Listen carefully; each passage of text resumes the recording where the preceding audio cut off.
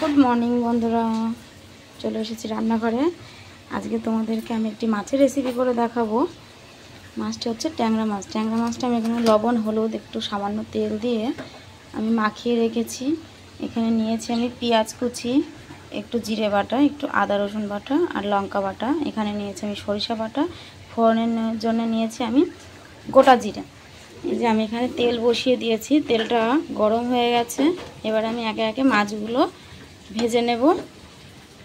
মাছগুলো ভেজে নিই, তারপরে কীভাবে কী প্রসেসে আমি আজকে ট্যাংরার তেল ঝালটি করব তোমাদেরকে আজকে দেখাবো।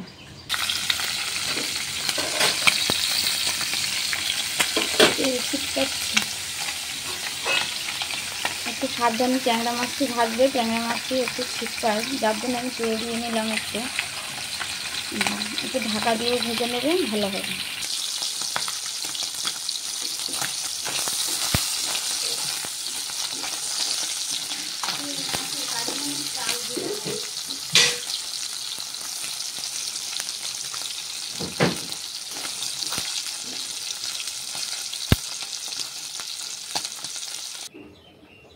আমি মাছ ভাজার তেলের মধ্যে আর একটু অল্প একটু তেল দিয়ে দিচ্ছি।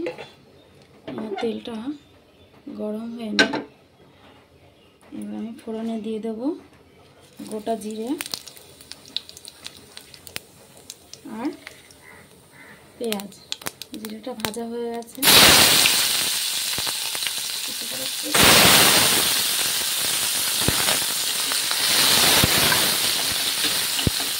পেঁয়াজটা একটু লাল লাল করে ভেজে নেব।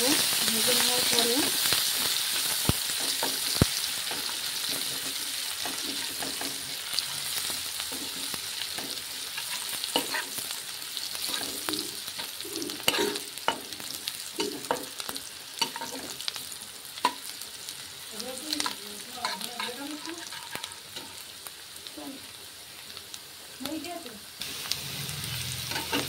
এবার আমি একে একে দিয়ে দেবো এখানে লঙ্কা বাটা আর অল্প একটু আদা রসুন বেটেছি আর একটু জিরে বাটা। মাছের অল্প পরিমাণ মাছ, ওই জন্য আমি মশলাটা একটু অল্প করে দিয়েছি। পরিমাণ হিসাবে তোমরা দেবো। আমি ভালো করে একটু কষিয়ে নেব।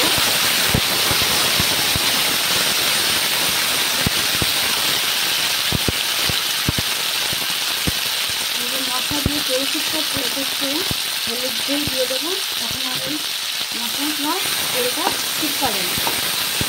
যেহেতু আদা তেলের উপরে দিলে একটু ছিটকায়, সেই কারণে একটু হলুদ দিলে তেলটা ছিটকাবে না।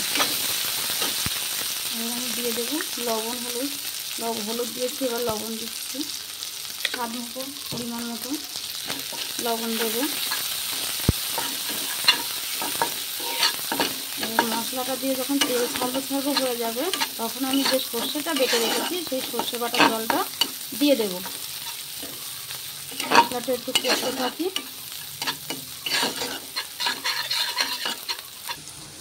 এই যে দেখতেই পাচ্ছ তোমরা, মশলাটা এক জায়গায় হয়ে গেছে, পাশের থেকে তেল ছেড়ে দিচ্ছে।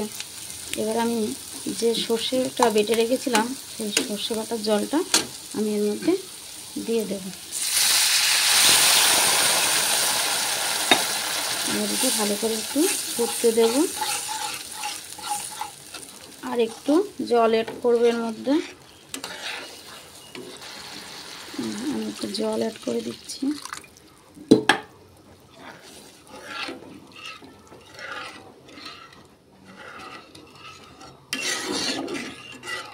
এবার এই ঝোলটা আমি একটু ফোটা পর্যন্ত অপেক্ষা করব। যেই দেখব ফুটে উঠেছে, তখন আমি এতে মাছগুলো দিয়ে দেব। এই যে ঝোলটা ফুটে উঠেছে, এবার আমি একে একে এর মধ্যে মাছগুলো দিয়ে দেব।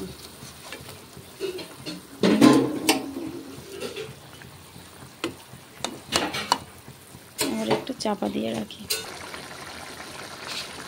এর মধ্যে আমি এবার কটা কাঁচা লঙ্কা চিড়ে দিয়ে দিলাম। আর দেবো আমি সামান্য একটু তেল।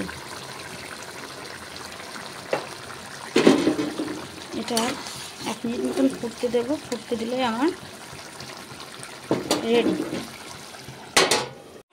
অলমোস্ট আমার রান্না কমপ্লিট। আমি এখানে তোমাদের দাদাভাইকে ভাত বেড়ে দিচ্ছিলাম, আর ট্যাংরার যে তেল ঝালটি করলাম সেটা দিয়েই খেতে দেব। আর আমি যে প্রসেসে রান্না করলাম আপনারাও এই প্রসেসে রান্না করবেন, দেখবেন আর কিছু লাগবে না গরম ভাতের সঙ্গে, সত্যিই অসাধারণ লাগে। এইভাবে আপনারাও বাড়িতে বানাবেন, ভালো লাগবে। এই দুর্দান্ত একটি মাছের রেসিপি আপনাদের সঙ্গে শেয়ার করলাম। চলুন তোমাদের দাদাভাইকে খেতে দিই। আর যারা আমার ভিডিওটি এখনও সাবস্ক্রাইব করেননি অবশ্যই সাবস্ক্রাইব করবেন, পাশে থাকবেন, একটা লাইক একটা কমেন্ট করবেন, আমাদের ভিডিও করতে আরও আগ্রহ করবে।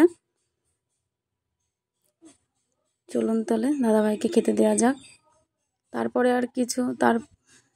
আর কিছুই ভিডিও করা হয়নি। সোজা এসেছিলাম বিকালবেলা একটু রাস্তা হাঁটতে, ওখানে মেজদি দিদি আর একটা দিদি ওরা সব রিলস বানাতে ব্যস্ত ছিল, আর আমি এদিকে যাচ্ছিলাম। চলুন, আমার ছেলে স্যালো মেশিনে চান করবে বলে অনেক বায়না করে, কিন্তু চান তো আমরা করতে পারি না স্যালো মেশিনে। জল কোনো দেখিনি আমরা, দেখুন কিভাবে আনন্দ করছে। চলুন আমার ছেলে স্যালো মেশিনের আগে জল দেখে দেখেন কি আনন্দ করছে, কোথায় উঠেছে দেখেন।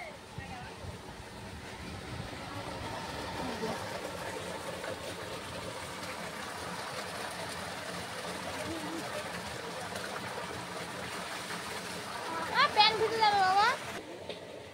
এই দেখুন মাঠে এসেছি আমরা, বিকালের দিকে মাঠে আসতে খুব সুন্দর লাগে। হাই গাইস, আমরা এখন কি খাচ্ছি? কর্মচা।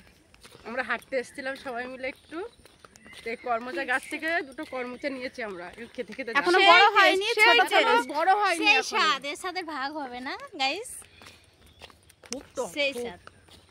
এইভাবে আমাদের সঙ্গে থাকো, আমরাও বাড়ি যেতে থাকি একদম।